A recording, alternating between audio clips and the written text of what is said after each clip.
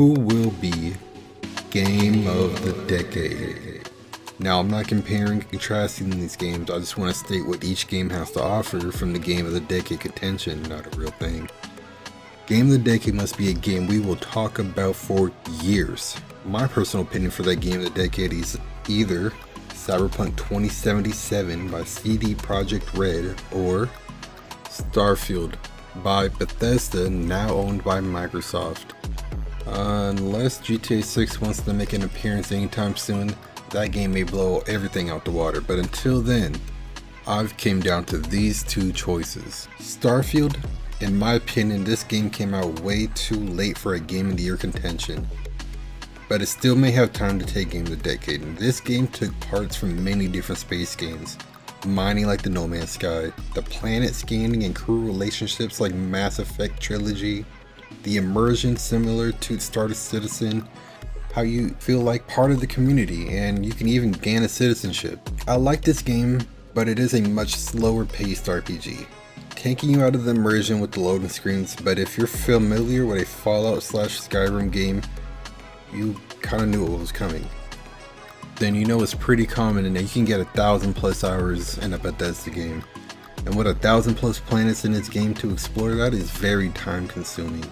But it is on Game Pass, so that's one, being easily accessible, and two, it's going to be there for years. It is going to be a trademark for Microsoft. They're not going to take a game like that off the Game Pass.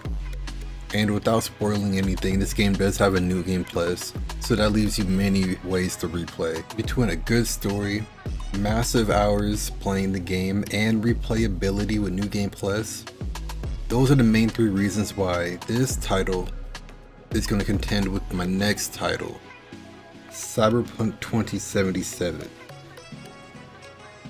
Now, I love this game. It made my top 25 games of all time. This game had the roughest launch in history though, but it came back like the Cavs in 2016 with a DLC with Idris Elba that gave so much great content. The 2.0 update looks like what we expected at launch. Skill trees are all nicely cleaned up, adding many features like police chases, and you would assume that was already in the game. Cybernetics are now attached to your armor, and now you need to be careful when going to get some plastic surgery, because now you too can become a cyber psychosis victim. This game had huge hype following the release, and I believe it finally delivered 3 years later. The vertical map design is underrated.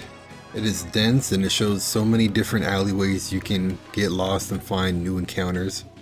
The missions and gigs eventually do run out. By that time you probably logged in almost a couple hundred hours. Although New Game Plus isn't there, you will have to start over. It almost is worth it trying new backstories and different loadouts and playstyles. And I can vouch for it, I'm already on my 3rd playthrough. Do you agree with this video? What games do you have as Game of the Decade so far? Let me know in the comments down below and drop a like for making it this far.